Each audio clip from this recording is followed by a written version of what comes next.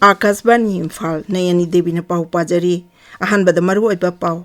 Manipur security force na irang thokpa yaba mafam singda thiba humba amasung area domination gi thabak leptana chathari khuju kulai kaya phagat pasu leptri numit humni jathaga daba women led development a game changer aiba national conference ama ngasidagi Manipur University da hokre sarkar na niti ayog te yauriba sing semdok semjin tawre amasung sangsat ki budget mifangwi mangoy nana sarkar na nomajing numita rajniti dol punamaki mifam kauri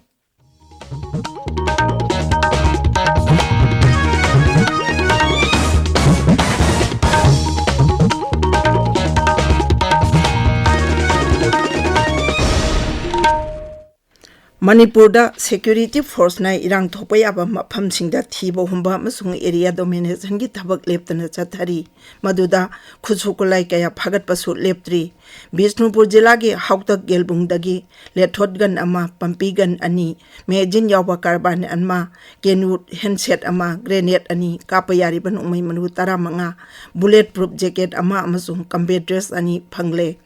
Surachandpur jila gi Konpui cemetery da security force nga jathaba search operation amada 12-inch borgan ama phagatle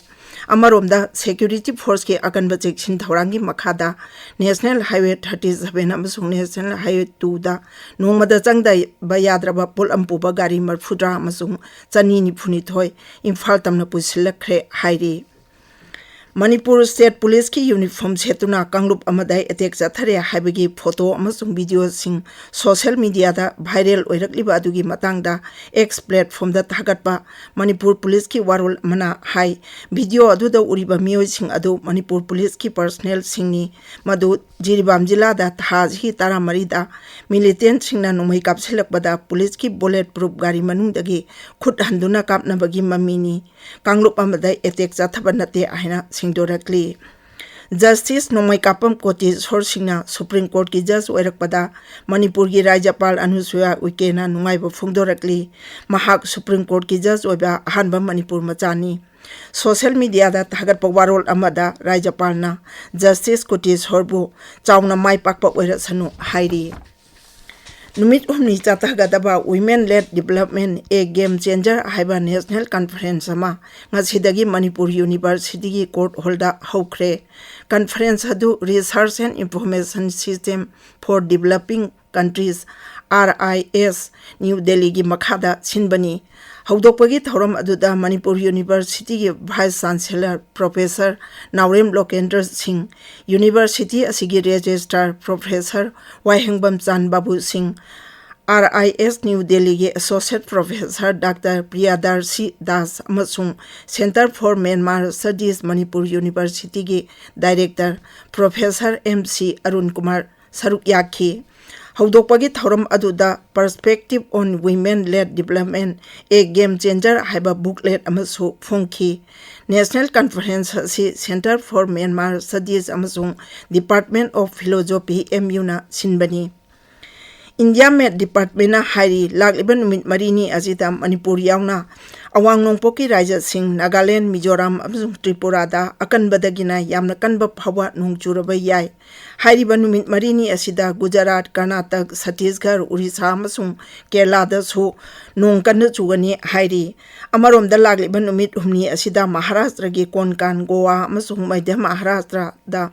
kai hena kanna nong chugani haina su Met Department na hairi Police station sing amasung police department gi makhada leiba mafam singbu sakhi singgi jaban lokpham oina sijanna danaba kendrana raija amasung union territory singda khangan khre Bharatiya Nagarik Suraksha Sanghita lising ani kolumdo gi makhada audio video electronic ki pambaina sakhi singgi jaban launa ba mafam lepthokna ba police station punamakta khangalli Numit tara marini chumna chatarakba Bharat amasung Mongolia gi tara taruk suba apunba military exercise nomadic elephant lisingani kunmari ngarang Meghalaya gi Ribhoi jila gi manung chanba umroida leiba joint training nota loisinkhre loisinbegi thoram aduda Mongolian Armed Forces ki Chief of General Staff Major General Ganbi Amba Sandrep amasung Bharat ki Tri Shakti Corps gi Lieutenant General Jubin A Minwala saruk yakhi defence की वारोल अमना high लमदम असिगी security दा लेबाक अनिना अचेतपा फिरेप लौरिबा दुदे युमफम ओइरगा तुंगदा पुन्ना पांगथोकमिनगदबा operation सिंगी मतंगदा लुचिंगबानीने वारी सानखी भारत की contingent अदुना आत्मनिर्भर भारत की मखादा technology की खुमांग जावसिलक्लिबा सिंग खंगन बोइना अफबम खलगी खुजुखलाई सिंग उठकी ताबिरिबा पावसी आकाशवाणी इम्फाल दगिनी सरकार नीति आयोग सेमदोक सेमजिन तौरे लघु सिंह मंत्री शिवराज सिंह चौहान गाक्सेल मंत्री राजनाथ सिंह गृह मंत्री अमित शाह सेल थुम मंत्री निर्मला सीतारमन लोइना एक्स ऑफिशियो मेंबर ओइना हापले सरकार की नोटिफिकेशन अमना हाई नीति आयोग की स्पेशल इन्वाइटीज की मनुदा रोड ट्रांसपोर्ट अमसुंग हाईवेज मंत्री नितिन गडकरी हक्सेल मंत्री JP नड्डा स्टील मंत्री HD कुमार स्वामी MSME मंत्री जीतन राम मांझी पंचायती राज मंत्री राजीव रंजन सिंह सोशल जस्टिस अमसुंग एम्पावरमेंट मंत्री doctor Virendra Kumar civil aviation मंत्री A Ram Mohan Naidu tribal affairs मंत्री Jual Oram women and child development मंत्री अन्नपूर्णा देवी फ्रूट प्रोसेसिंग मंत्री चिराग पासवान अमसुंग प्लानिंग मंत्री राव इंद्रजीत सिंह यावरी प्रधानमंत्री नरेंद्र मोदी अदुमक नीति आयोग की चेयरपर्सन ओइखिगनी अदुगा सुमन berry मखाताना vice president ओइखिगनी NITI Aayog की full time member Sindhi VK Saraswat professor Ramesh चांद डॉक्टर VK पॉल अमसुंग आनंदबीर मनीनी संसद की बजट मिफम की मांगोइना सरकार नोमाइजिंग नुमिता राजनीति दल पुनमकी मिफम कौरी मिफम अदुदा सरकार संसद की सभा अनिमकी थबक थौरमसिंग अपन एट याउदना पांगथोकपा यानबा राजनीति दल पुनमकी मतेंग नीगनी संसद की बजट मिफम थाजी कुनिथोइदगी अहोरगा मथंग तागी तारानिथोइ फावबा चथगनी केंद्र की बजट जुलाई 12 पुथोकनी बजट असी नरेंद्र मोदी सरकार की अहुम सुब ताम की अहानब बजट ओइगनी ममांग थादा संसद की सभा अनिमकी अपुनब मिफम द वांगांगबदा राष्ट्रपति द्रौपदी मुर्मुना पुथोकदौरिबा बजट असी सरकार की तुंग कोइना चटनगदबा तौसिलसिंग अमसुंग असानब मिटिंग अमगा लोइनाना पुथोकदबा यामना मतिंग लेबा बजट ओइगनी हाइखिबनी गुजरात सरकार राज्य सरकार चलाइब मेडिकल कॉलेज 12 की फी हंथरगनी हाइना लाउथोक्रे ngarang pangthokhiba मंत्री मंडल की मिफमना वारेप अदु लौखिबनी ममांग थादा GMERS कॉलेज सिंगी 2023-25 की फी हेंगलगनी हाइना राज्य सरकार नोटिफिकेशन अमा थोलकपदगी माहिरोइ सिंग अमसुंग राजनीति दल कयाना यानिंगदब फुंगदोरकपदगी थौरांग असि लौखलकबनी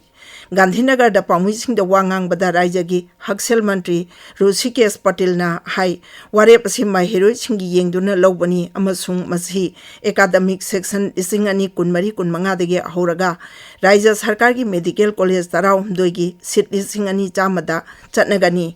महाकना हाई अनोबो वारेप असी मतुंग इना हौजिक सरकार की कोतादा लुपा लाख 5.5 फी लौरिबा दु लुपा लाख 3,50,000 हंथरे अमसुंग मैनेजमेंट कोटा की फीना लुपा लाख 13 लाख 12 हंथरे